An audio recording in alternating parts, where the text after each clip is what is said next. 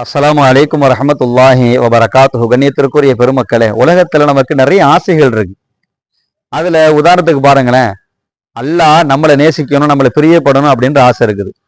அதே மாதிரி நம்ம வாழக்கூடிய காலத்துல இருக்கக்கூடிய மக்கள் நம்மளை நேசிக்கணும், பிரியப்படணும் அப்படின்ற ஆசை இருக்குது. இது ரெண்டுக்கும் ஸல்லல்லாஹு அலைஹி வஸல்லம் வழியை சொல்லி தராங்க. முதலாவது அல்லாஹ் நம்மளை பிரியப்படுறது, நாம அல்லாஹ்வை பிரியப்படுறது ஒண்ணு இருக்குது. அல்லாஹ் நம்மளை பிரியப்படுறது, நேசிக்கிறது ஒண்ணு இருக்குது.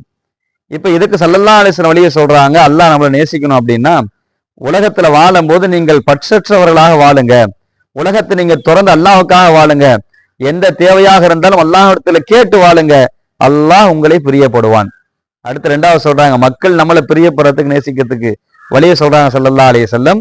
மக்களுடைய கரங்களில் இருந்து நீங்கள் பற்றற்றவராக இருங்க. மக்களிடத்துல போய் நிக்காதீங்க. உங்க தேவைகளை அவங்ககிட்ட போய் கேட்காதீங்க. அவர்களை துறந்து நீங்கள் வாழுங்கள்.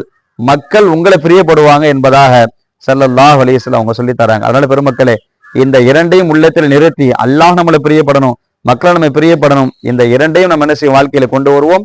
அல்லாஹ் மக்களும் நம்ம நேசிக்கக்கூடிய நிலையை உருவாக்குவோம். அல்லாஹ் கிருபை செய்வானாக.